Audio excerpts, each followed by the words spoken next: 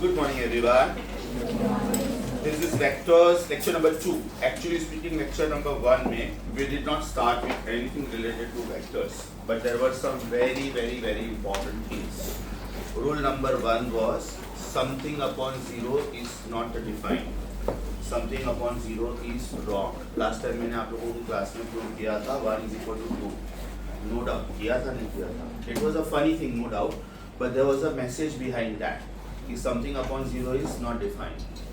0 upon something is always 0. So if you want, you can write these rules. Where to write, I'll tell you. आप लोग फिलहाल page number 30 पे हो.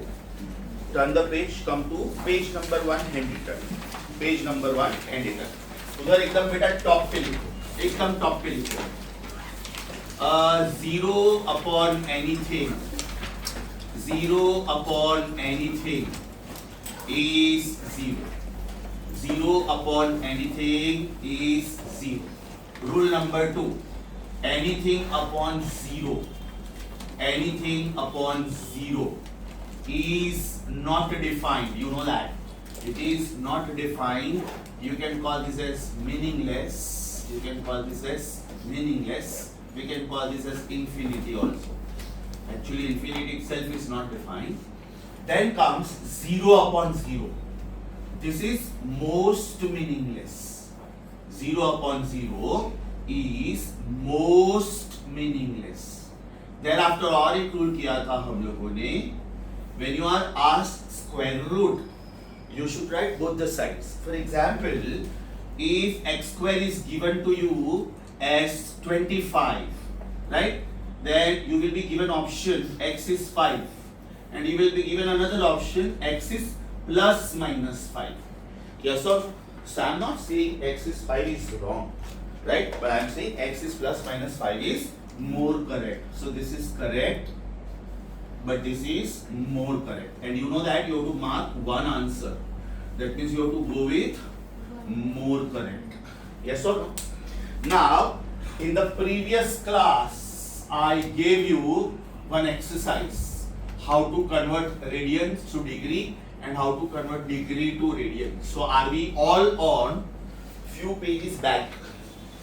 Are we back to page number 30? Are we back to page number 30?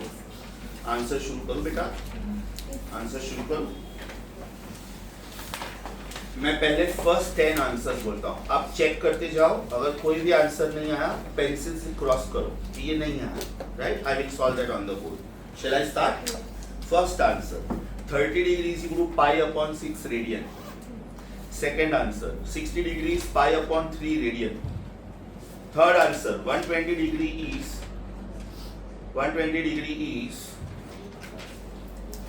2 pi by 3 radian. 2 pi by 3 radian. Fourth answer is इधर देख बेटा. Yeah, her head is. अंदर जाओ. ये प्रॉब्लम है यार. तो कम टाइम बैक बार अभी Yeah, it is little. 120 degrees 2 pi by 3 radian. Fourth answer is 225 degrees 5 pi by 4 radian. 5 pi by 4. Fifth answer is 330 degrees 11 pi by 6. अब ये 10 में से कौन से 2 मैंने किए थे मुझे याद नहीं. So I am reading out all the answers. Sixth answer is 270 degree which is 3 pi by 2 radian. Seventh answer is 36 degree which is pi upon 5 radian. Pi upon 5. Eighth answer is 90 degree which is pi by 2. Pi by 2. Ninth answer is 315 degree which is 7 pi by 4. 7 pi by 4. And 10th answer is 135 degree which is 3 pi by 4. इसमें बेटा 4 angle सबसे ज्यादा important है. सबसे ज्यादा कौन से वाले 4 बताओ. एक तो होगा 0 डिग्री. एक तो होगा 0 degree. very famous angles. Means they are mostly used in most of the problems. very famous angles. एक हो गया 30 डिग्री. एक हो गया 45 डिग्री. एक हो गया 60 डिग्री. और एक हो गया 90 degree. What is 30 degree? Pi by 6 radian. What is 45 degree? Pi by 4 radian. What is 60 degree? Pi by 3 radian. What is 90 degree? अब आप ये सारे 10 के 10 आंसर्स देखोगे ना. 10 के 10. वो कोई ना कोई मल्टीपल होंगे इसके. एग्जाम्पल 135 डिग्री, तो 135 इज 45 3 तो वो 3 पाई बाई 4 होगा. आप ये सारे 10 के 10 आंसर्स देखो. It will be something into pi by 2, something into pi by 3, something into pi by 4 या तो something into pi by 6. Rarest of rare एक ही एंगल है which was pi by 5 36 degree. Check करो. बाकी आप सारे आंसर्स चेक करोगे ना तो they will be some multiple of pi by 2, या तो पाई बाई 3, या तो पाई बाई 4, या तो पाई बाई 6. आप 10 के 10 आंसर्स चेक करो, एक को छोड़ के 36 डिग्री को छोड़ के विच इज पाई बाई 5. वो बहुत रेयरली यूज होता है, बहुत रेयरली. बाकी सारे एंगल्स में it will B pi by 6 या तो 7 पाई बाई 6 या तो 5 पाई by 6 something like that. Is that very clear? तो आप लोग वापिस बेटा ये लिख के रखो, ये पेज के बॉटम पे लिख के रखो. या तो एक काम करो, 30 45 60 90 शायद होंगे ही इसमें, ये 10 में से. राइट? रेड पेन लो, रेड पेन और star mark low.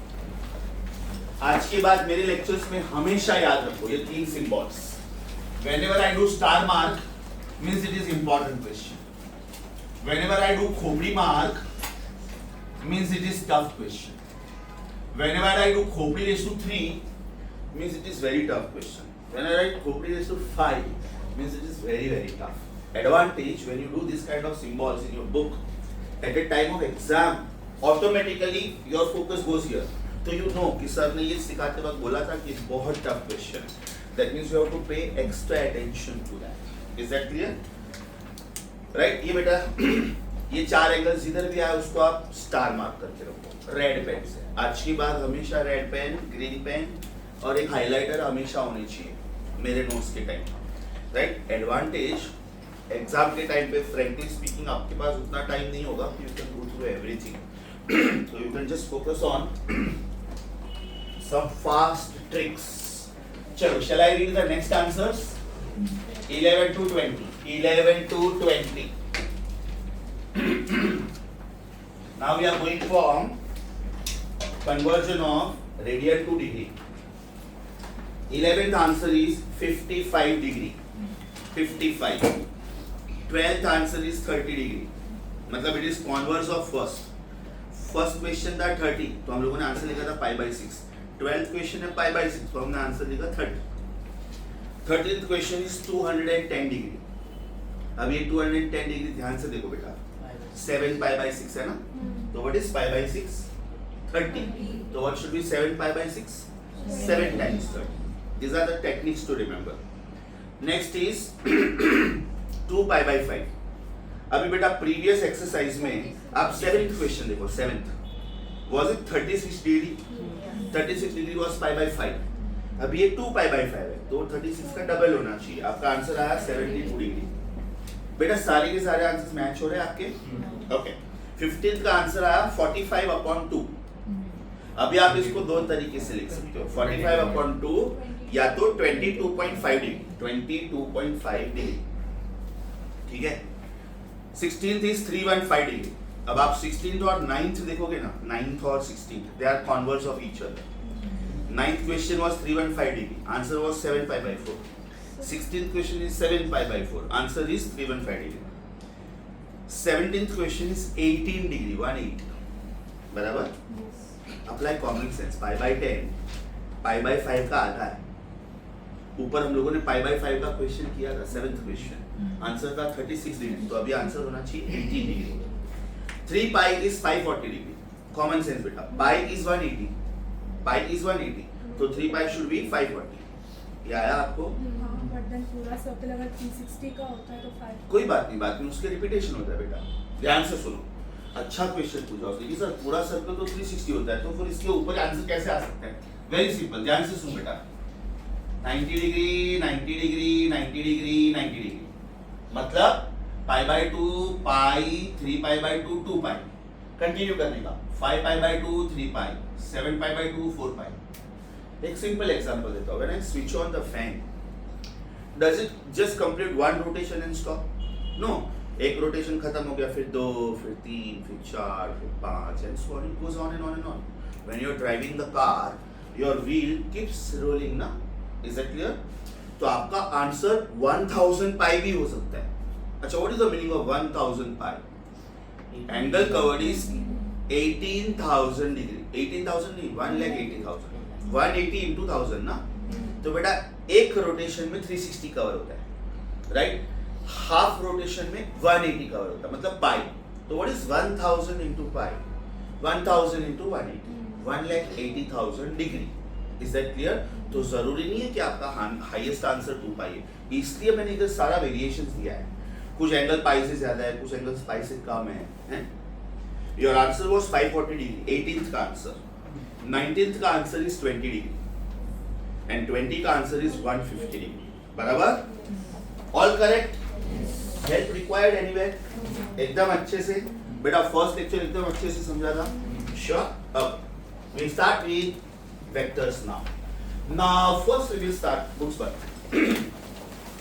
First we will start with what we know from school. Your school level knowledge was scalars are those physical quantities which can be described by size alone. You don't need direction. Example, my height. Suppose my height is 6 feet. So I don't need any direction. I am 6 feet tall when I am walking in north direction, but I become 5'11" when I start walking in south direction, and so on. This does not happen. That means my height, which is a length actually, is independent of direction. If somebody is asking you your weight, right? Actually you are talking about your mass. Okay, sir, I am 65 kilogram. Again, it does not require direction. Somebody is asking you your age. Can I say your age means it's time? That means it does not require direction. So those physical quantities which can be described by size alone. The better word of size is magnitude. Magnitude means how much. Yeah. Sir, but weight is towards the gravitational. Will you please pull. wait? Sorry, sir. मैंने weight नहीं बोला, मैंने mass word बोला. Weight is mg. तो Okay. weight is a vector. मैं scalars की बात कर रहा हूँ, मतलब मैंने क्लियरली बोला कि जब आपको आपका वेट पूछा जाता है तो आप अपना मास बताते हो. ये बोला कि नहीं मैंने? Okay, so listen to the statement carefully. Okay, length means your height. Mass means actually people are asking you about your weight, but you don't express your answer in Newton. Now if somebody is asking me, "Nayan, what is your weight?" I will say I am 95 kilogram. I will not say I am 950 Newton. Because सामने वाला science student है ऐसा जरूरी नहीं है, तो मुझे वो लैंग्वेज यूज करनी चाहिए जो उसको भी समझ में आए. So two people are asking us about our weight, but we talk about our mass. So what are the differences between scalars and vectors? So first we will use your school level knowledge. First we will use your school level knowledge. In school, what have you heard about scalars and vectors? And thereafter, I will start the college level knowledge. Scalars are those physical quantities which can be described by size alone. What is a better word for size? Magnitude. So over here you need size alone or magnitude alone. Yes or no? Whereas over here you need magnitude also and you need direction also. ये आप लोगों ने सब लोगों ने school में सुना हुआ है. Whichever board you are from, it was there in SSC also, ICSE also, CBSE also, IB also, and IGCSE also. Am I right? ये सब ने सुना हुआ है, right? Can you name some physical quantities?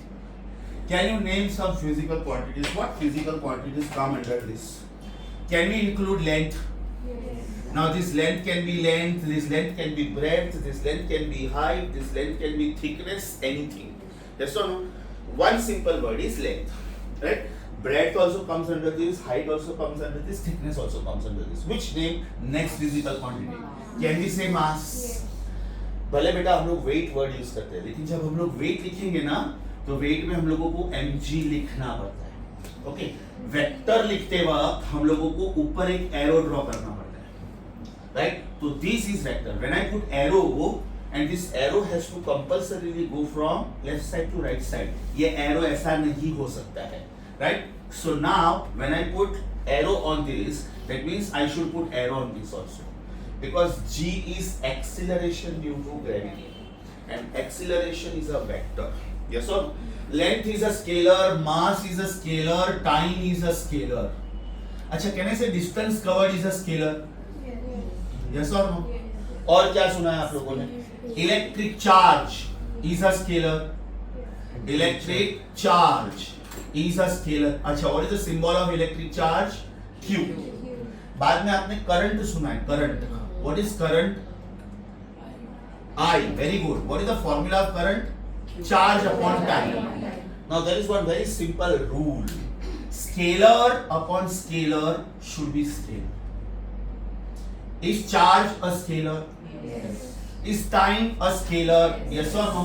Scalar upon scalar is always a scalar. There are some very, very, very simple rules. When I make you read the things, I will make you write the rules also. Scalar plus scalar is always a scalar. Okay? Scalar minus scalar also is always a scalar. Rule number 1. Rule number 2. Scalar plus minus vector is not possible. एक scalar में आप एक vector add नहीं कर सकते क्योंकि एक के पास डायरेक्शन है, एक के पास डायरेक्शन नहीं है। I repeat, scalar plus scalar is a scalar, scalar minus scalar is a scalar. तो मैंने दो को रूप बना के एक ही रूल लिखा, so that we don't have to write much. Vector plus vector is a vector, vector minus vector is a vector. Is that clear? So rule number 3, vector plus vector is a vector, is a vector.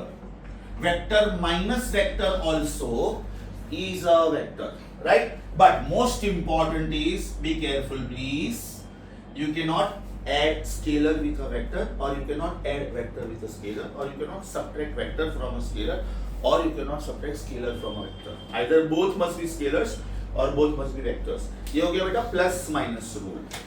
Another very very important rule, extremely important rule.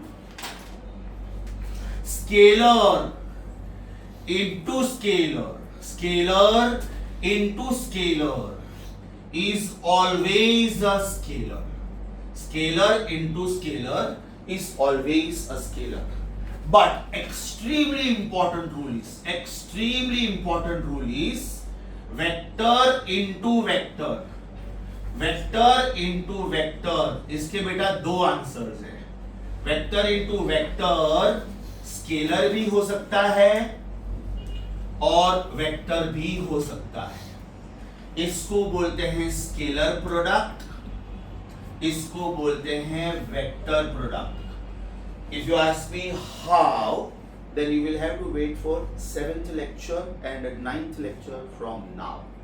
Because first we will take care of only addition, then we will take care of only subtraction, then we will start with multiplication. So when you multiply two vectors, right, then there are two answers possible. Scalar product is also named as dot product, and vector product is also named as cross product, right? अब suppose मैंने दो vectors लिए, suppose A and B are two vectors. A and B are two vectors. मैंने नाम दिया इनको, तो बेटा इसको लिखा जाता है A डॉट B और इसको लिखा जाता है A क्रॉस B, राइट? तो ये कैसे आया, इसके लिए आपको वेट करना पड़ेगा। ये कैसे आया? Because first we will start with all the laws related to addition, then there is one single law which is subtraction, then there are two laws, multiplication, one is dot, other is cross.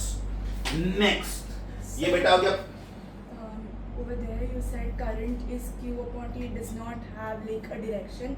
But Very good. Wait. it What shows thought is coming in your positive mind? What thought is coming in your mind? I am coming to that. When you talk about current, you say that current is flowing from the positive Yeah. terminal of the battery to the negative terminal of the battery. I am coming to that. Right? This part is very, very, very important. I appreciate that this thought is initiated in your mind. Very soon I will clarify why so. Back here, ये बेटा plus minus हो गया, plus minus हो गया, plus minus हो गया, that means addition हो गया, सब्ट्रैक्शन हो गया। मल्टीप्लिकेशन में scalar into scalar is always a scalar. Very simple, if I is Q in upon T, that means can I say Q is I into T? Right. If I is, या तो फिर एकदम simple लेते बेटा, speed is distance upon time. If speed is distance upon time, then can I say distance is speed into time? Speed is a scalar, time also is a scalar, right? So distance should be scalar. ये लिखा है मैंने इधर, distance is a scalar. तो अभी मैंने और एक वर्ड बोला. Can I say speed is a scalar? Right? Speed का counter word कौन सा है? Very good. So velocity will come as vector. Distance का काउंटर वर्ड कौन सा है? Super. So displacement will be a vector. हाँ, अभी तक मैंने वेक्टर्स लिखना शुरू नहीं किया है. बैक हियर हम लोगों ने एडिशन का बात किया, सब्ट्रैक्शन का बात किया, मल्टीप्लिकेशन का बात किया. Now division. Next rule. Scalar upon scalar is a scalar. Scalar upon scalar is a scalar. Best example. Right? Very important. Vector upon vector. Vector upon vector is not possible. Vector upon vector is not possible. उसका reason, numbers can be divided, but directions cannot be divided. So this rule is very important. Scalars can be added, vectors can be added. Scalars can be subtracted, vectors can be subtracted. Scalars can be multiplied, vectors can be multiplied. Scalars can be divided, vectors cannot be divided.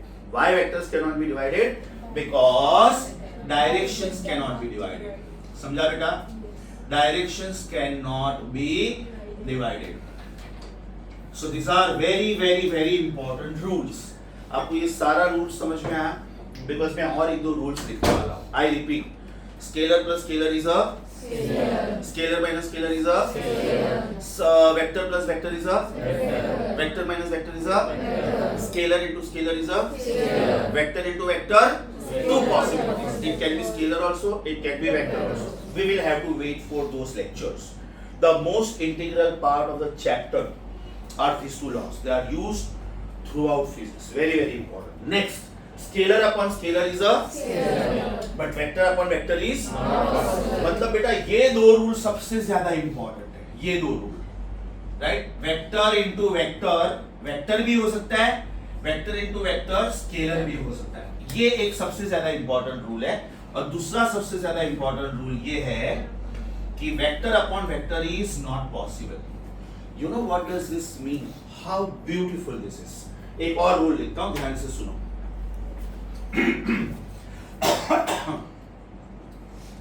Scalar into vector is always a vector. Scalar into vector is always a vector.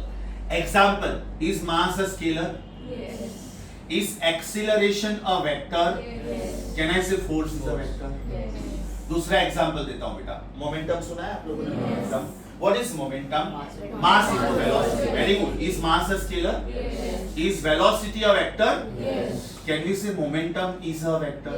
Yes. Yes or no? So scalar into vector is always a vector. ये rule भी समझा सबको? अभी आपको और क्या याद है इधर? Come on, try करो. जितने maximum quantities. Speed is a scalar. Temperature is a scalar. Appreciate. Very good. Temperature मतलब theta is a scalar.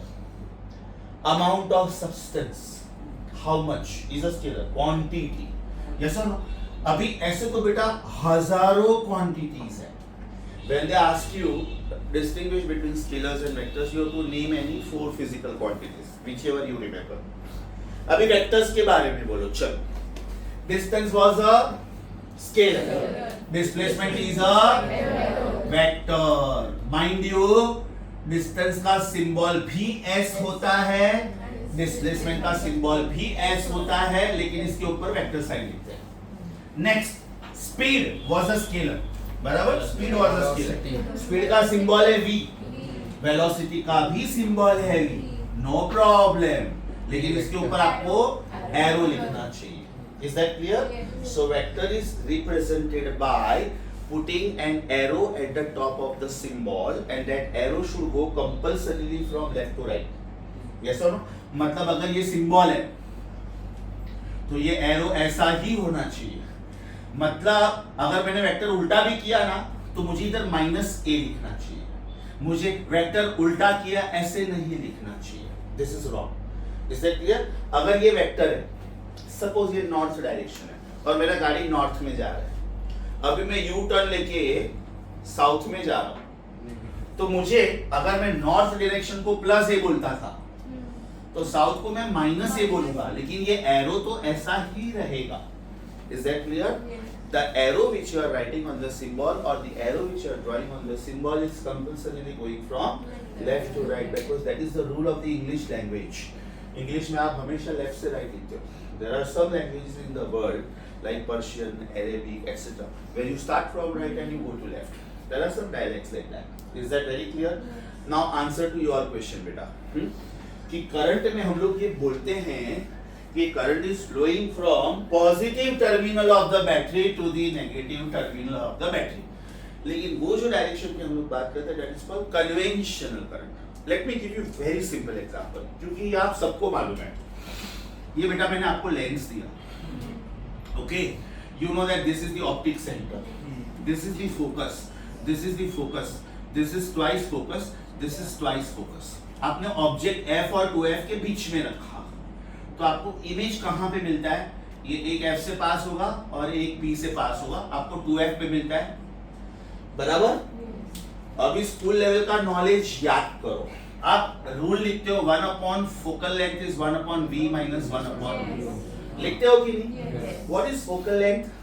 Distance. Is it a scalar? What is v? Image distance. Is it a scalar? Distance. What is u? Object. Are they all scalars? Yes.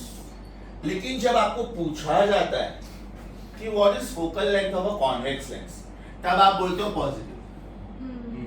What is focal length of a concave lens? Negative. तब आप बोलते हो negative. तो ये plus minus sign आप जो लिखते हो that is called according to sign conventions. दूसरा रूल याद करवाता हूं, यहां पे इसको हम लोग u बोलते हैं, ऑब्जेक्ट डिस्टेंस, इसको हम लोग v बोलते हैं, इमेज डिस्टेंस, इसको हम लोग y1 बोलते हैं या तो h1 बोलते हैं, हाइट ऑफ द ऑब्जेक्ट। क्या बोलना है आप लोग डिसाइड करो, h1, बराबर? इसको बेटा आप लोग h2 बोलते हो, बराबर? अभी साइन कन्वेंशंस अप्लाई करो, बोलो h1 पॉजिटिव की negative? Very good. h2 positive की नेगेटिव? नेगेटिव। u पॉजिटिव की नेगेटिव?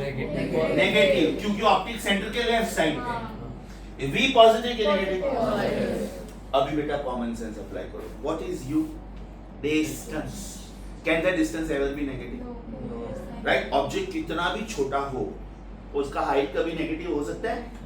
आपने बोला है height negative, how can the height of the object be negative? So when you write plus minus sign like this, that is according to sign conventions. Now she had asked me a very beautiful question कि sir current के बारे में हम लोग बोलते हैं कि current is flowing from positive terminal of the battery to the negative terminal of the battery. I will draw a very simple diagram for you. ये बेटा बैटरी है और ये रेजिस्टर है, बराबर? बराबर? करंट कैसे फ्लो होगा? ऐसे फ्लो होगा from high potential to low potential, right? What if I just reverse the connections? मैंने तो कनेक्शन रिवर्स किया है। अच्छा दूसरी बात, चल मैंने कनेक्शन भी रिवर्स नहीं किया, ये डायग्राम बेटा मैंने हवा में बनाया, ये हवा में, राइट? मतलब ये डायग्राम आपके और मेरे बीच में है, मैं इधर एक ग्लास लेता हूं, उसके ऊपर ये डायग्राम ड्रॉ करता हूं। आपको ये करंट एंटी क्लॉकवाइज दिखेगा, लेकिन मुझे ये करंट क्लॉकवाइज दिखेगा क्योंकि मैं ये साइड पे हूं, बराबर? एक सिंपल एग्जांपल देता हूं,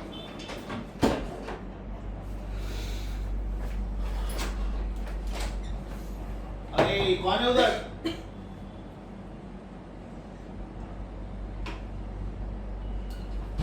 किसी के पास कंपास बॉक्स है बेटा, थ्रेड वाला, स्ट्रिंग वाला, ऐसा कुछ? You can give me that. ध्यान से सुनो, मैं इसको घुमा रहा हूं और मेरे लिए क्लॉकवाइज मूवमेंट है ना? मैं इसको ऐसे घुमा रहा हूं, ये मेरे लिए क्लॉकवाइज है, but as an audience when you look at this, आपके लिए anti clockwise. So can we say it's a relative term? तो करंट का हम लोग जब डायरेक्शन बोलते हैं हम लोग बोलते हैं it is high potential to low potential. Now tell me one simple thing, what do you know about potential? What is potential? इधर मैं एक और फिजिकल क्वांटिटी लिखता हूं. What is electric potential? सुना है आप लोगों ने? पॉजिटिव डिस्चार्ज को infinity से फॉर्मूला. हाँ yes, somebody say work. Work done to bring up. Very good. Is it work done upon charge? Yes. Work is a scalar. Charge is a scalar. So potential is a scalar. अब जब मैं V equal to IR लिखता हूँ, right? तो V is a scalar, R is a scalar. Scalar upon scalar should be a scalar. Current is a scalar. तो current में हम लोग बेटा जब डायरेक्शन बोलते हैं, it is according to sign conventions. It is not the actual current.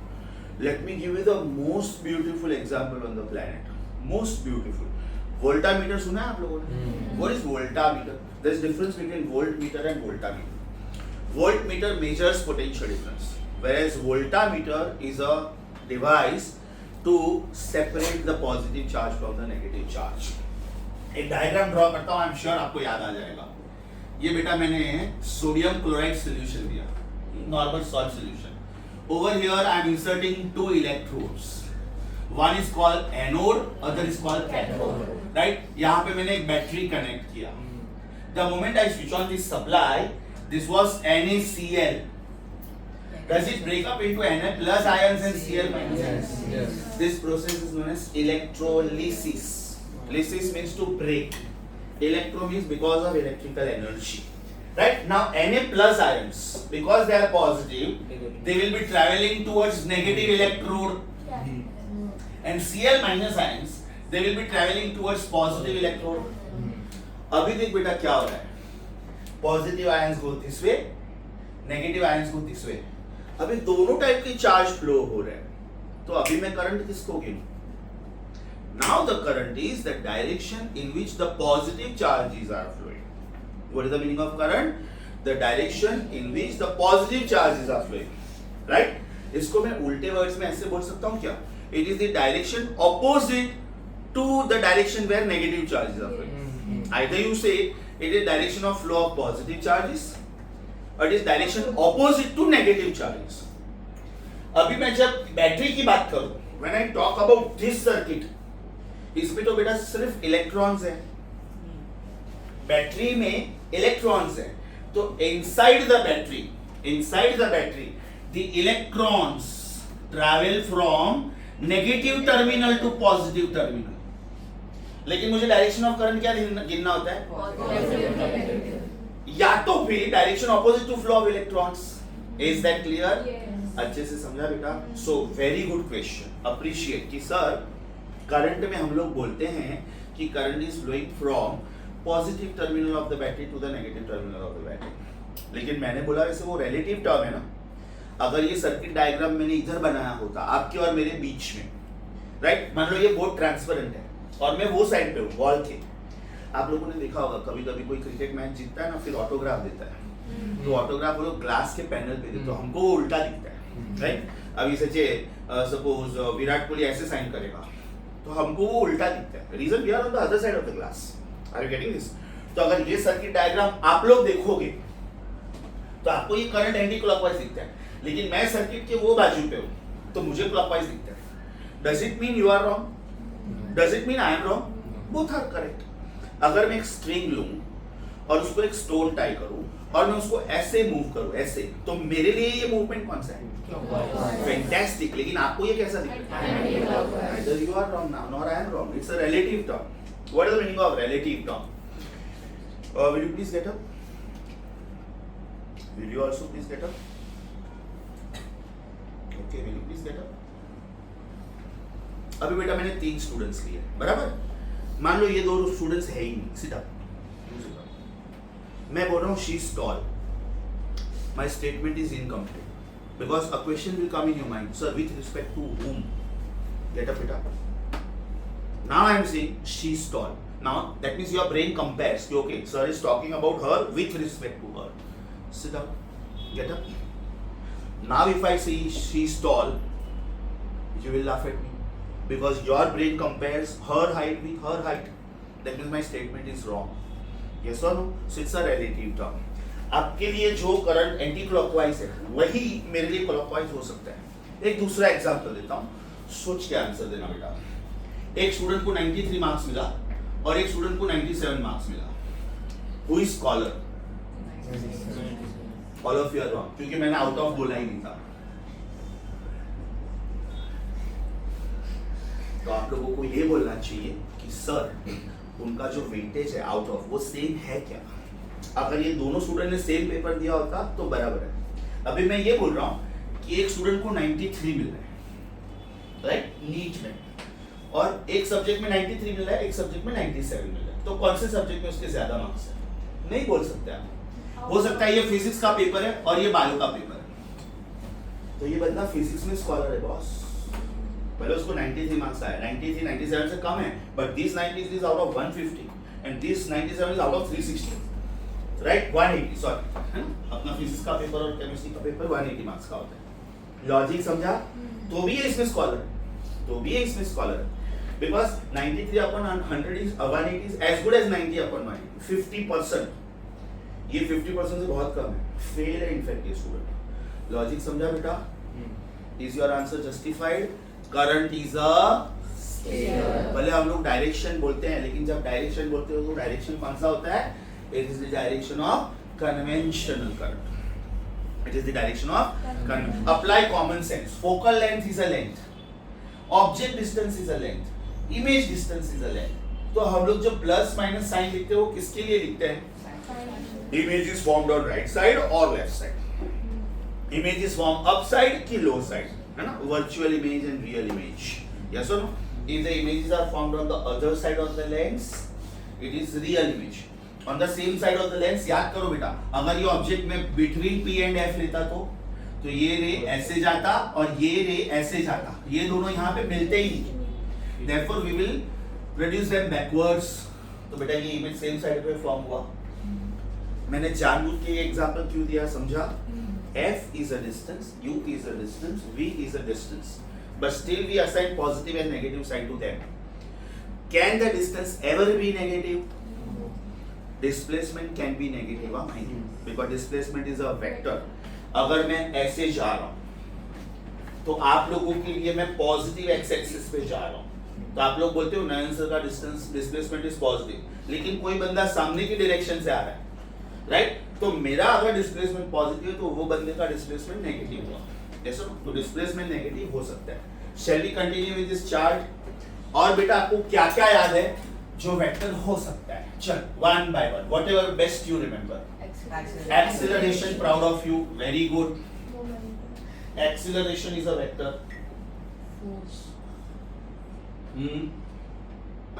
Force is a vector, correct, बोलते जाओ। Acceleration is a vector denoted as छोटा a उसके ऊपर arrow. somebody said force, already लिखा है बेटा मैंने इधर, is a vector, बराबर। momentum is a vector, correct, momentum is a vector। अच्छा एक बात बताओ, आप लोगों ने इलेक्ट्रिक फील्ड के बारे में सुना है? How strong the electric field is used as a word electric intensity। क्या बोलते हैं इसको? electric intensity। It is written as capital E and it is force experienced by a charge। अगर ये एक इलेक्ट्रिक फील्ड है और यहाँ पे चार्ज को फोर्स फील हो रहा है 5 न्यूटन, और ये दूसरा इलेक्ट्रिक फील्ड है, यहाँ पे इसको फोर्स फील हो रहा है 9 न्यूटन, ये तीसरा इलेक्ट्रिक फील्ड है, यहाँ पे इसको फील हो रहा है 20 Newton. That means this field is non-uniform। यहाँ पे ये फील्ड वीक है, यहाँ पे मॉडरेट है, यहाँ पे स्ट्रॉन्ग है। एक बहुत सिंपल एग्जांपल देता हूँ। इसके अंदर पेंसिल सेल है, बराबर। जब मैं इसको निकालूंगा, this is 1.5 volt, this is 1.5 volt, right. अगर ये सेल निकाल के मैं अपने टंग पे रखूंगा, I will complete the circuit, right, because इसका पॉजिटिव टर्मिनल मैंने टंग पे रखा। I am a good conductor of electricity because my body is having water and it is not pure water. It is with dissolved salts, vitamins and minerals and all. मुझे electrical झटका लगना चाहिए because I am completing the circuit. लेकिन ये झटका उतना powerful होगा ही नहीं क्योंकि ये बैटरी एकदम वीक है, बराबर। आप लोग मोबाइल फोन जेब में लेके घूमते हो, राइट?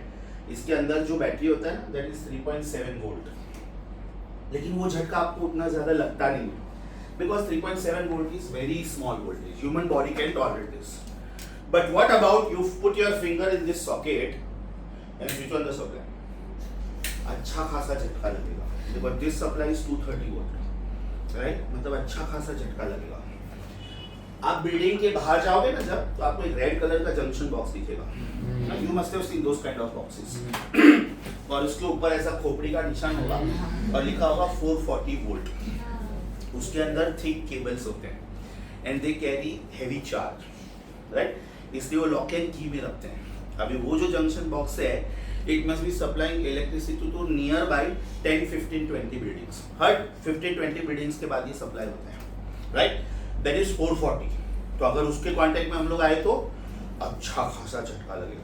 फिर जब आप आउट स्टेशन जाते हो तो आप लोगों ने बड़े बड़े टावर्स देखे होंगे, दैट इज 11 kV, 11,000 वोल्ट. उसको झटका लगा तो मर जाओगे on the spot. It is fatal. Electricity की हेल्प से जो ट्रेन्स चलते हैं, लोकल ट्रेन्स अपने, उसका वोल्टेज है 25,000 वोल्ट. अगर आप रूफ पे बैठ के ट्रैवल करते हो और गलती से कांटेक्ट में आ गए, on the spot death, on the spot. It is that fatal.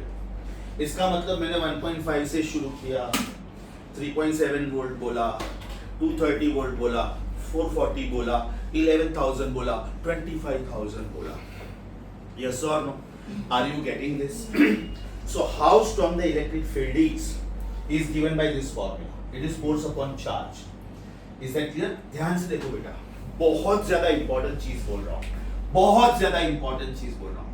If I write mass as force upon acceleration, if I write mass as force upon acceleration, mind you this formula is completely wrong.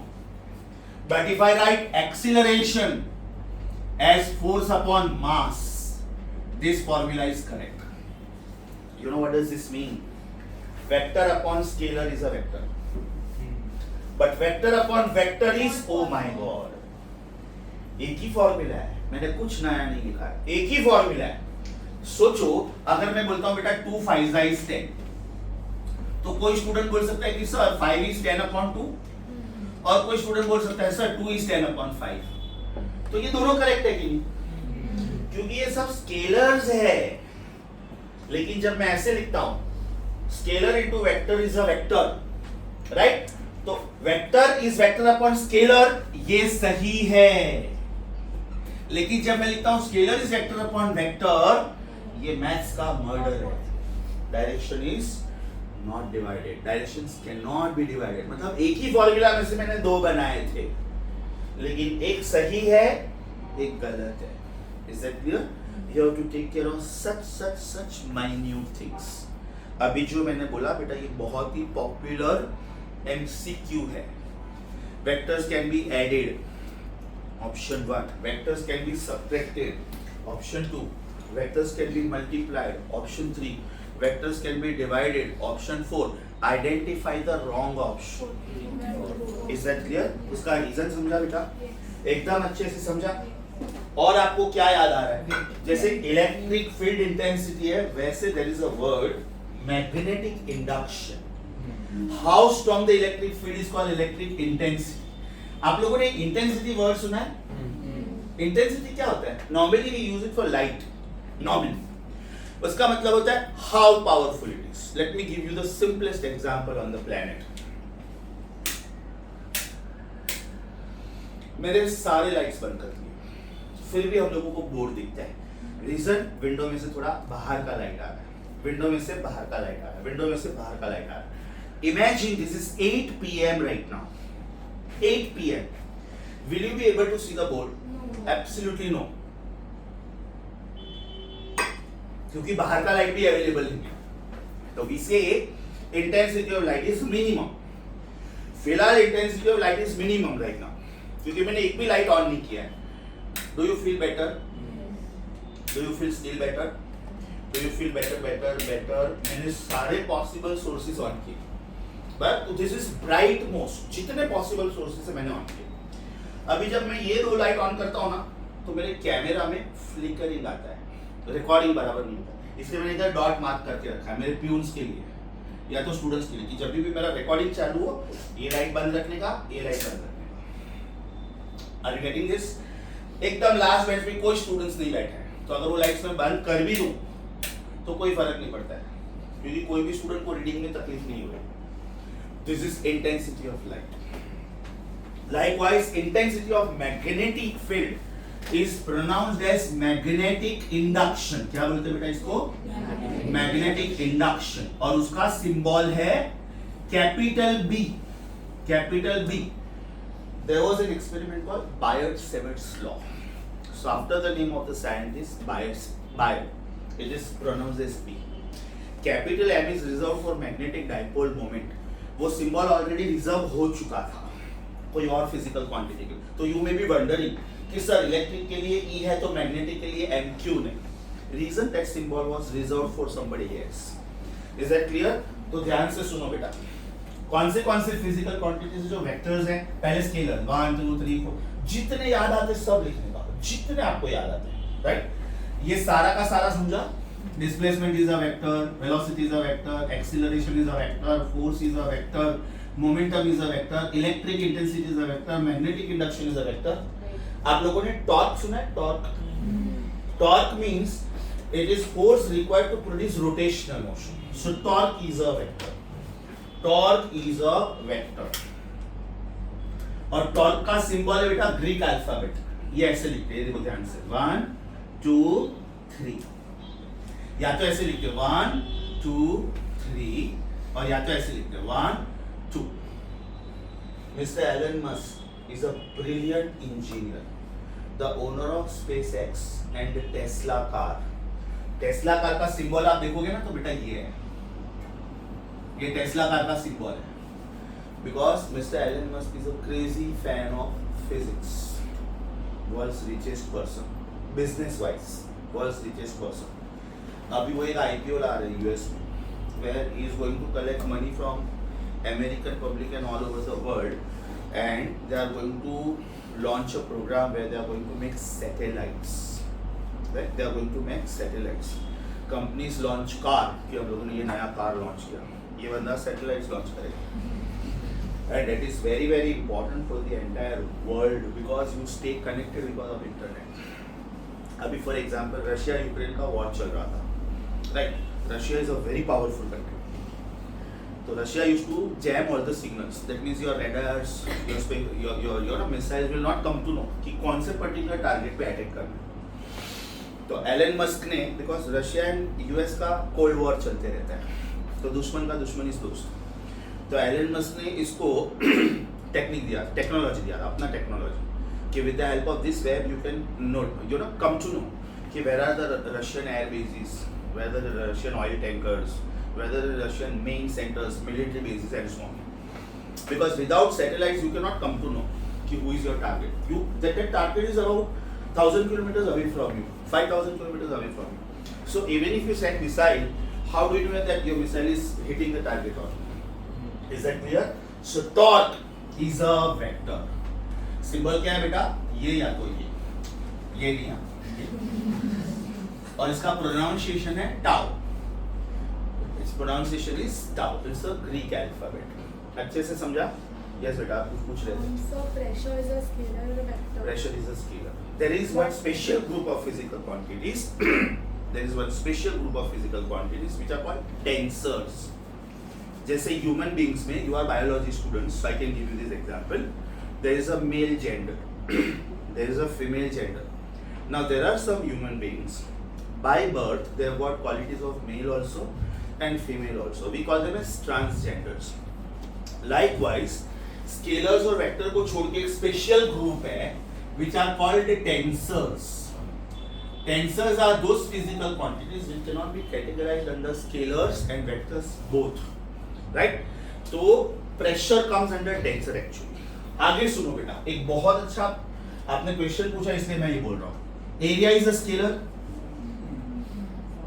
But there is a term called surface area. there is a term called surface area and it is denoted as A के ऊपर vector set. Mind you ये vector है. अब बेटा ये दोनों में क्या फर्क है? ये दोनों में क्या फर्क है?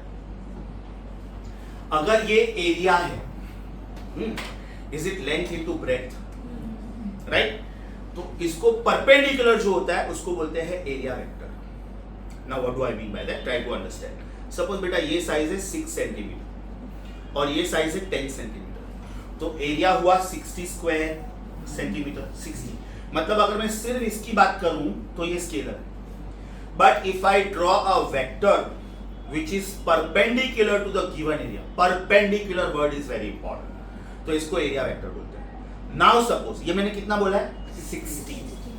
मान लो इसका साइज है 6, तो मैं बोलता हूं every 1 inch is equivalent to 10.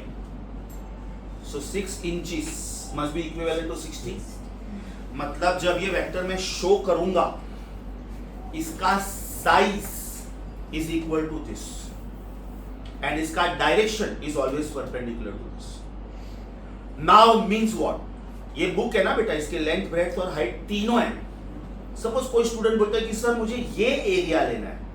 कोई बात नहीं बेटा, ये 10 था, ये 6 था, अब मान लो ये हाफ है, तो 10 इंटू हाफ कितना हो गया?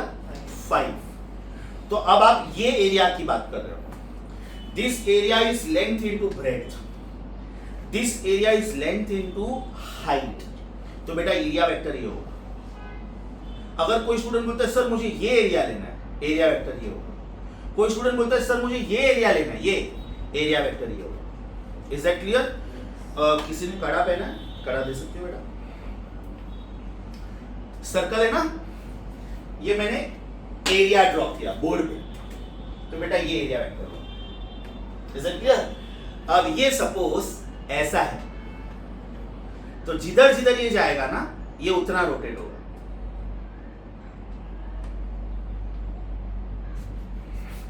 तो what is area? It is a scalar also, vector also. But if you use the word area, it is a scalar. If you use the word area, it is a scalar. But if you use the word surface area, it is a vector. Now what is surface area? It is the vector drawn to the given area at right angles. आपने ये ring ऐसे रखा तो उसको perpendicular ये हुआ. अब ये रिंग बेटा मैंने ऐसे पकड़ा है, ये रिंग कैसा था? हॉरिजॉन्टल, इसलिए एरिया वेक्टर वर्टिकल हुआ. अब ये रिंग वर्टिकल है ना, तो एरिया वेक्टर हॉरिजॉन्टल हुआ. सोचो फैन का सेंट्रल पोर्शन है, सेंट्रल पोर्शन वो डिस्क है ना, डिस्क, उसका एरिया वेक्टर कैसे बनेगा? क्या लग रहा है आपको? Now very good. आपको वो जो सर्कुलर डिस्क है ना उसके ऊपर ऐसे ड्रॉ करना है. तो it is very good that you asked me this question. Thank you. अच्छे से समझा? ये बहुत ही ज्यादा ट्रिकी वर्ड है, बहुत ही ज्यादा, और ये बहुत ही इफेक्टिवली इधर यूज होने वाला है, बहुत ही effective. Only thing is you will have to wait for 5-6 lectures from now.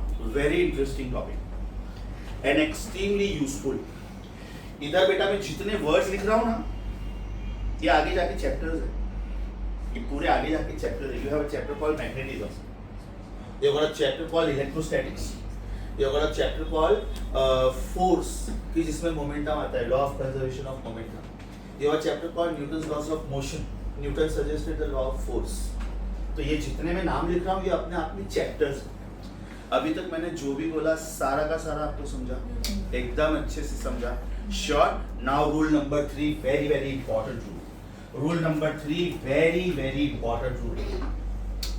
When we talk about scalars, when we talk about scalars, mind you, we use laws of algebra, simple algebra. 2 plus 3 is 5. खत्म. 2 plus 3 is 5. Laws of algebra. But when we use vectors, we use laws of vector algebra. Laws of vector algebra. अब ये दोनों में क्या फर्क है? ये दोनों में क्या फर्क है? ध्यान से सुनो बेटा. Distance is a scalar की vector. Distance is a scalar की वेक्टर. हाँ, ध्यान से सुनो.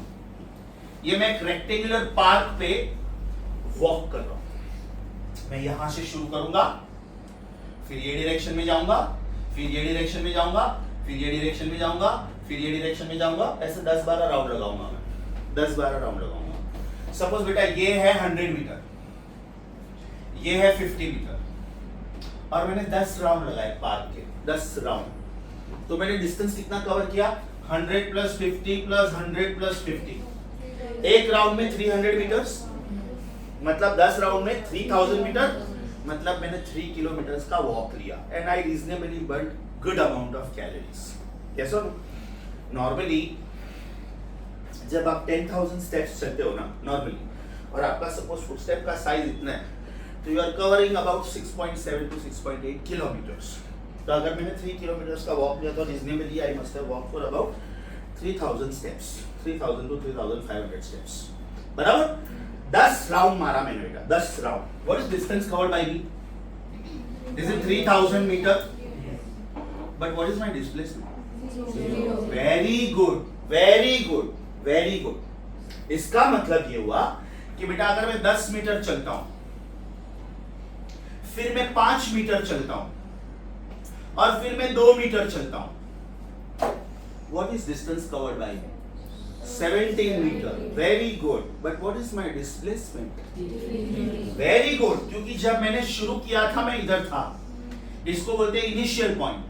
जब मैं स्टॉप हुआ मैं इधर हूं, तो what is the distance between my initial position and final position? 3। तो मेरा डिस्प्लेसमेंट हुआ 3, लेकिन मेरा डिस्टेंस था 17। Can my displacement be 0 also? मैं और 3 मीटर चलूंगा, distance can never be 0. Think on this. अच्छा, can the displacement be negative? Yes. 3 metre और चला बेटा। मैंने जब शुरू किया था मैं राइट साइड पे जा रहा था, लेकिन एंड में मैं लेफ्ट पे गया, तो मेरा final displacement is on left side.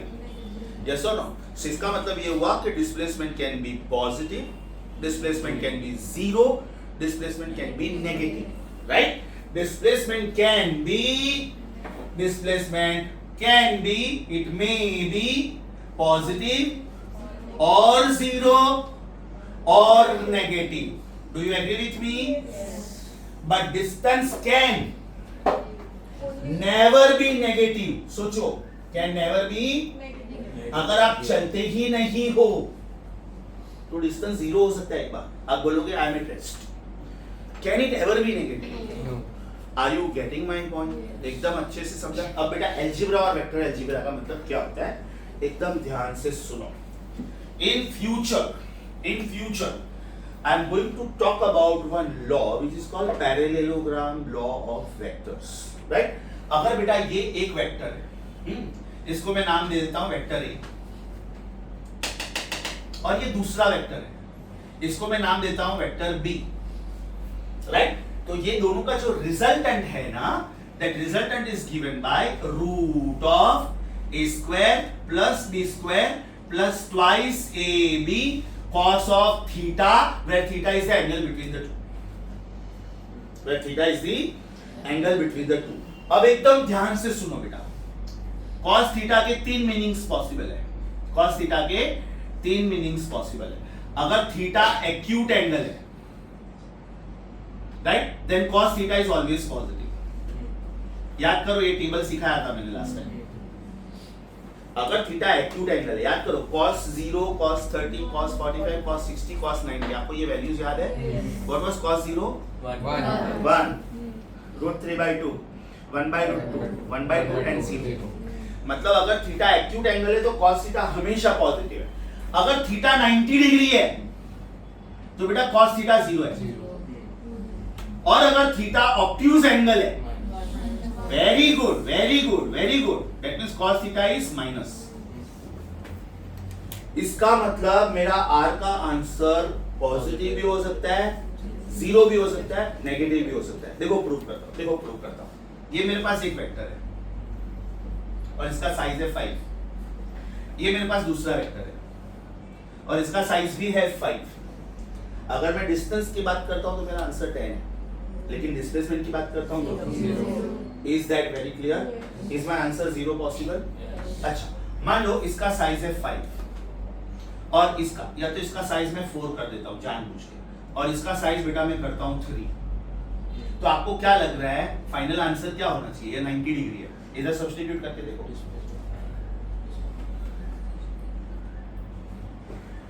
ये 4 हो गया 4 स्क्वायर 16, ये 3 हो गया 3 square 9। Keep this at the back of your mind. ये लास्ट टर्म 0 हो जाएगा बेटा, क्योंकि ये एंगल 90 है ना।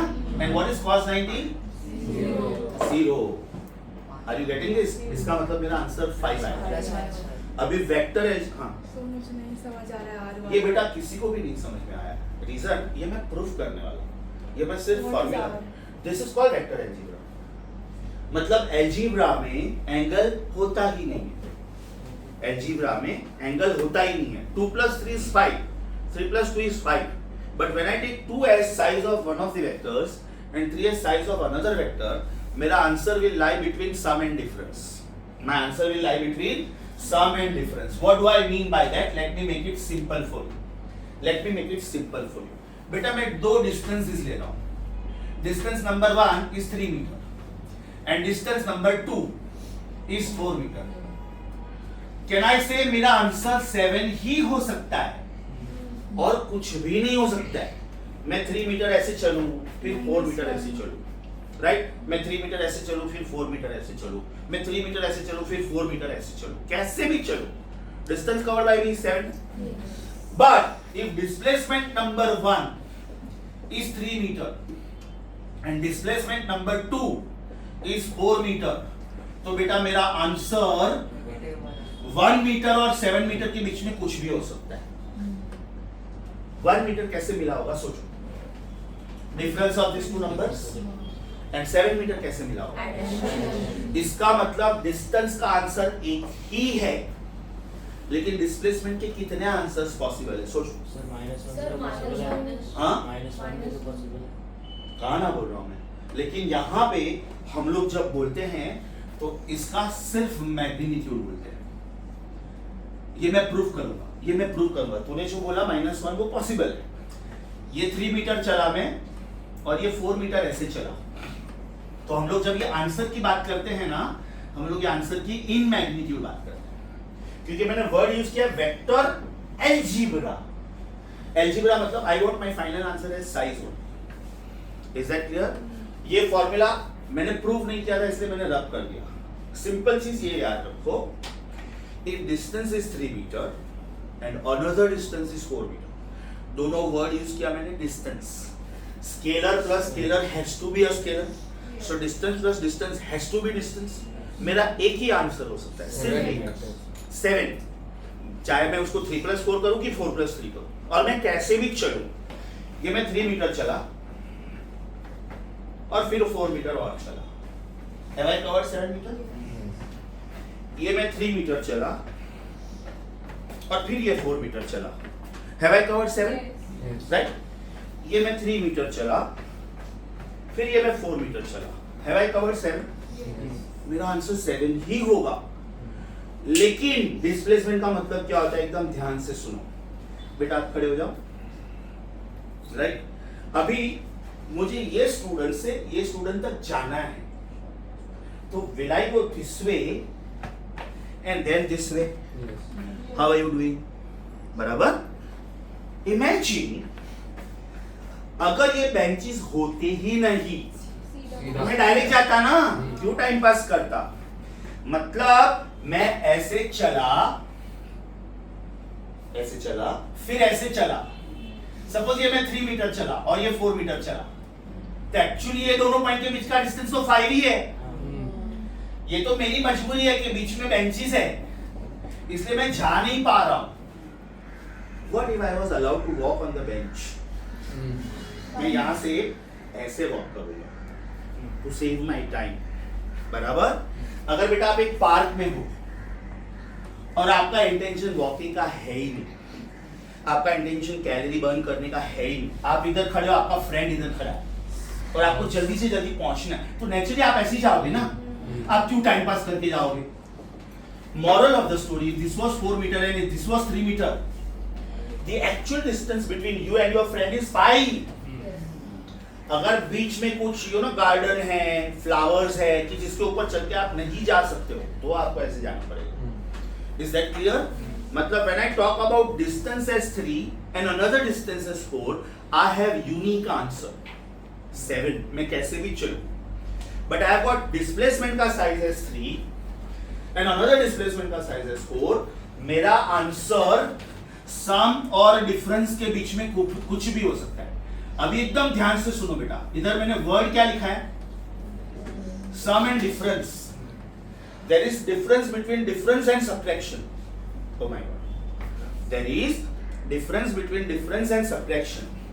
Subtraction का मतलब होता है compulsorily first number minus second number.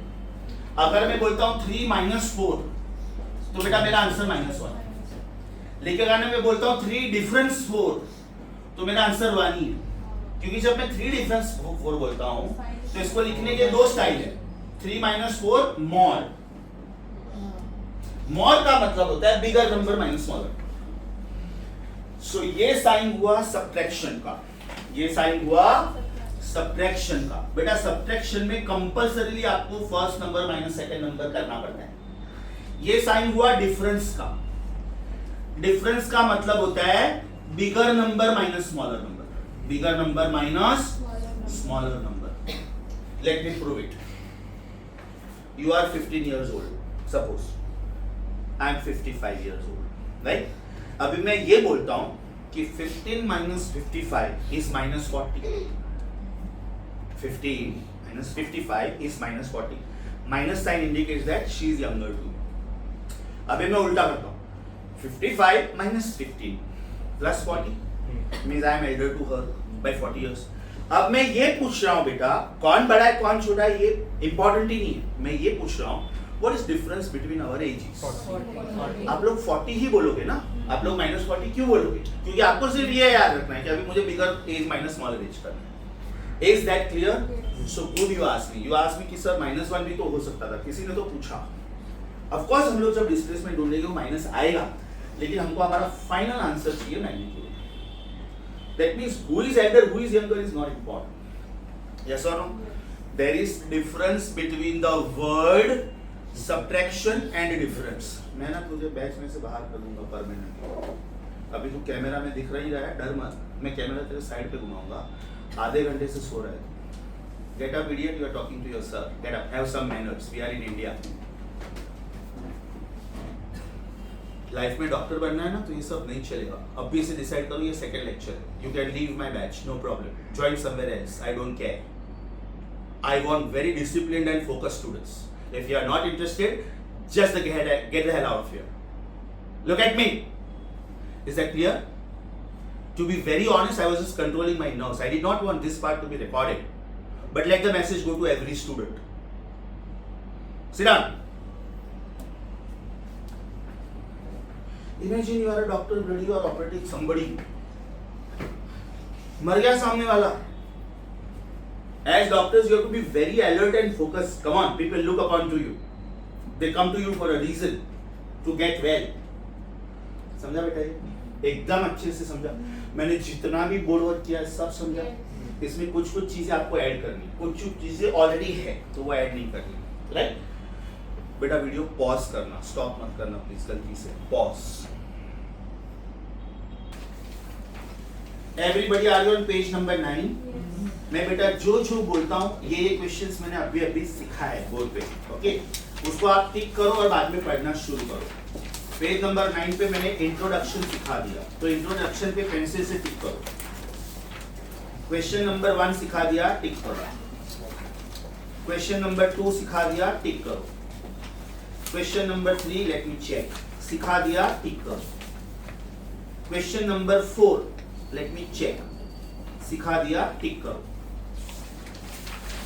Question number 5 nothing is missing. ये बेटा नंबरिंग का गड़बड़ है, कोई भी कंटेंट मिस नहीं हो रहा है. हाँ, तो क्वेश्चन नंबर 4 के बाद डायरेक्ट 6 प्रिंट हुआ है, बट वो नंबरिंग का गड़बड़ है, आपका कोई भी लिटरेचर मिस नहीं हो रहा है.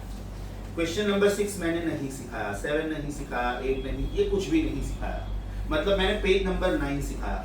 जब तक आप ये पेज रीड करते हो तब तक मैं चेक करता हूँ कि मैंने हैंड रिटन में से क्या क्या सिखाया है. फिर अगर मुझे लगता है कि ये ऐड करना, ये ऐड करना, ये ऐड करना, ये मैं आपको ऐड करवाऊंगा. Right? Your time starts now, page number 9। बेटा एकदम ध्यान से, एकदम फोकस से एक एक लाइन, एक एक वर्ड ध्यान से पढ़ो, और बाय चांस कोई वर्ड नहीं समझ में आया, ask me. Another very important thing, मैंने यहाँ पे बहुत सारे फिजिकल क्वांटिटीज लिखे हैं। अब जब आप पढ़ोगे what is a scalar and what are the examples, आपको कुछ एग्जांपल्स वहां पे दिखेंगे। सपोज आपको लग रहा है कि नयन सर ने 2-3 वर्ड्स इधर एक्स्ट्रा लिखे हैं, ऐड करो। सपोज नयन सर ने 1-2 वर्ड्स एक्स्ट्रा लिखे हैं, ऐड करो। शायद नयन सर ने इधर वर्ड नहीं लिखा है लेकिन वो बुक में है, मुझे नहीं मालूम है। Sir what is the meaning of this, ask. Is that clear? चलो पॉज करो, video pause. Your time page पे कहां पे मिला ये? Page number 9। हाँ, कहां पे मिला? क्वेश्चन 3 का सेकंड। Oh, fantastic. अब ध्यान से एक सेंटेंस लिखो बेटा। There are some physical quantities like stress, strain, moment of inertia। ये वर्ड्स बेटा फिलहाल आपको नहीं समझाना तो भी चलेगा, no problem. You will have to wait for that chapter. There are some physical quantities like stress, strain, moment of inertia, which cannot be categorized under scalars or vectors. Under scalars or vectors because they do not obey ये last word देखो बेटा, ये वाले laws of vector algebra. they do not obey laws of vector algebra, so they are coming under a special category. So they are coming under a special category called tensors. So they are coming under a special category called, here you are, tensors. हाँ, अगर बेटा कुछ words आपको नहीं समझा, बिल्कुल tension नहीं लेने का। There is a chapter called elasticity. उसमें ये वर्ड स्ट्रेस भी आता है, स्ट्रेन भी आता है। There is another chapter called rotational motion, उसमें moment of inertia वर्ड आएगा। ओके, तो अगर कुछ वर्ड्स नहीं समझा, please understand the syllabus is of about approximately 300 lectures of 1.5 hour, means almost 450 hours, और हम लोग अभी सिर्फ सेकंड आवर पे है या तो थर्ड आवर पे है ना, तो कुछ चीजें थोड़ा आगे जाएंगे तब समझ में आएंगे। Don't worry about that. Only thing is when you don't understand a particular word, ask me, तो I will give you some simple example of practical life. अभी जैसे आप लोगों ने बोला कि सर स्कूल में तो हमने सुना था कि current flows from positive terminal to negative terminal, तो हम लोग डायरेक्शन की तो बात करते हैं, तो फिर वो वेक्टर क्यों नहीं है? समझा बेटा क्यों नहीं है? Is that clear? It depends on your way of looking at the subject. Good, you asked. Are you done with page number 9? Right? हाँ. डेंसिटी क्या है? Density is a scalar बेटा, because density is mass upon volume, right? Area is a scalar, volume is a scalar. Area के ऊपर vector sign आया तो वो vector है। इधर मैं एक और वर्ड लिख लेता हूँ, चलो लिखो बेटा। Density is denoted as rho. It's a Greek alphabet. आप d भी लिख सकते हैं इसको, but normally d we use for diameter. This is mass upon volume, right? अभी बेटा इधर मैं एरिया लिख चुका था ना, एरिया, तो मैं इधर वॉल्यूम भी लिख रहा हूँ। That means volume also is a scalar. Now apply common sense. Mass is a scalar, volume is a scalar, scalar upon scalar should be a scalar. बराबर? So density is a scalar. आप चाहो तो ये example add कर सकते हो। और कोई word? Refractive index is a scalar बेटा, उसका रीजन सुनो। रिफ्रैक्टिव इंडेक्स आप कैसे लिखते हो? Sine of i upon sine of r, बराबर? Sine of i is sine of some angle, sine of i will be some number, no? Sine of 30 is half, sine of 45 is 1/√2, तो ये भी तो बेटा कोई नंबर होगा ना, तो number upon number should be a number. Refractive index is a number, बराबर ना? ग्लास का रिफ्रैक्टिव इंडेक्स इज 1.5, वाटर का रिफ्रैक्टिव इंडेक्स इज 1.33, एयर का refractive index is approximately 1, vacuum का रिफ्रैक्टिव इंडेक्स इज 1, एयर का refractive index is not 1, mind you, it is 1.0002, so it is almost close to 1, that's why we write it as 1. Velocity of light in vacuum and air are not same. Okay, air में थोड़ा slow हो जाता है. Good you asked. तो बेटा ये word भी add करो. Refractive index is a scalar. Mu. Because it is ratio of sin I and sin R. Sin I means sine of some angle. Sin R also is sine of some angle. Right? Sine of an angle is a number. Another sine of angle also is a number. Number upon number should be a number. It does not have direction. Sir, weight vector. Weight will be a vector. Yes. Weight will be a vector. जो तूने पूछा था बेटा, है ना? Weight is mg. Perfect. जैसे force is ma ना, वैसे weight is mg. तो आप ये यहाँ पे लिख सकते हो. W is mg. अभी बेटा थोड़ा ध्यान रखने का, because W symbol work के लिए भी यूज होता है. And work is scalar. ये देखो इधर. V is W upon Q. So W is Q into V. Scalar into scalar should be a scalar. तो बेटा इधर और एक क्वांटिटी ऐड करो. Work. Work is a scalar. See, if you keep asking me questions, we get new things added in our data. है ना? तो learn to ask questions. Don't keep anything in mind कि sir सब लोग मेरे पे हंसेंगे अगर ये मैं डाउट पूछूंगा या पूछूंगी तो end with the word. Your doubt is your doubt. बोल बेटा. So that power is a scalar. Power is a scalar. Power is work upon time. You can add that. Power is a scalar. Power is work upon time. Heat capacity is C. Later you have a chapter Q is equal to mc theta. Right? Q मतलब energy. Energy is work. Capacity to do work. Mass is a scalar. Energy is a scalar. Theta is a scalar. Temperature बोला था ना इसने. तो बेटा this should be a scalar. Electron volt. Electron volt is unit of energy. 1 electron volt is 1.6 into 10 to minus 19 joule. Unit of energy, unit of work is always a scalar. Electron volt is a unit beta, वो physical quantity नहीं है. Electron volt is a way of expressing energy. तो work अगर scalar है, तो any form of energy also is a scalar. Kinetic energy, potential energy, heat energy, light energy, electrical energy, nuclear energy, whatever, sound energy. Energy is a scalar. Energy is capacity to do work. बराबर? Work scalar बोला ना बेटा आपने? Resistance. Scalar. V by I. ऐसे तो बेटा आप हजारों क्वांटिटी पूछोगे, लेकिन जैसे जैसे चैप्टर आगे बढ़ेगा वो अपने आप आएगा. कोई भी चैप्टर जब हम लोग स्टार्ट करते हैं ना, उसका एक सिंपल रूल है, थंब रूल है. कोई भी नए चैप्टर के बारे में बात करो तो you should talk about the unit of that, you should talk about the status कि वो स्केलर है कि वेक्टर है. तो वो ऑटोमेटिकली जब आप चैप्टर शुरू करोगे ना, अपने आप वो सब आएगा. Anything else? पेज नंबर 9 हो गया पढ़ के. अब ध्यान से सुनो बेटा, कुछ चीजें आपको ऐड करनी है क्योंकि मैंने वो चेक किया, वो हैंड रिटन पेजेस पे नहीं है. तो I request all of you to come to page number 2. Hand written page number 2.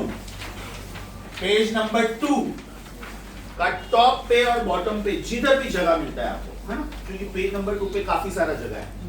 इधर या तो एकदम बेस्ट बोलता हूँ, एकदम बेस्ट. इसको बेटा पेज नंबर 0 बोलो. पेज नंबर 0 ये वाला है ना 0, और उधर ये पूरा चार्ट कॉपी करो. Let us call this as page number 0. हाँ सुनो पहले क्या कॉपी करना है. 1 से शुरू करो. 1 2 3 4 5 6 7 8. Is that clear? 8 तक as it is कॉपी करो. Wait, सुन लो, ये पार्ट ऑलरेडी है आपके नोट्स में. Turn the page for a while. Are you on page 4? Page 4 का लेफ्ट टॉप देखो बेटा. ये पार्ट ऑलरेडी है, इसलिए मैं ये कॉपी नहीं करवा रहा. राइट, ये पार्ट ऑलरेडी है. अब आप पेज 0 पे आ जाओ, और पेज 0 पे आप लोग 1 से शुरू करोगे, 8 तक जाओगे, and we stop your for the day. आज का लेक्चर समझा बेटा? आज का लेक्चर समझा? So we stop your for the day. Homework for Monday, whatever I have taught in lecture number 1 and 2, revise everything and come. क्योंकि जब तक मैं 3-4 मैथमेटिकल रूल्स नहीं करूंगा ना तब तक हम लोग डीसीटी शुरू नहीं कर पाएंगे। यस और डीसीटी में I need to ask at least 10 MCQs. तो अपने पास 10 एमसीक्यूज इतना कंटेंट नहीं है, right. Homework for you page 0। अच्छा ये थोड़ा स्मॉल हैंड राइटिंग में लिखना, क्योंकि जैसे जैसे चैप्टर आगे बढ़ेगा मैं और भी चीजें ऐड करवाऊंगा।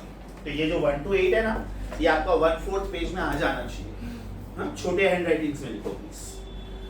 Okay, so we are meeting on Monday now. We will meet on Mondays, Wednesdays and Fridays. Monday you have to revise page number 1, page number 2, page number 3 part, page number 0 revise and come. Is that clear? और मैंने जो theory pages करवाए उसमें मैंने page number 9 करवाया, correct? So homework for Monday. Homework for Monday.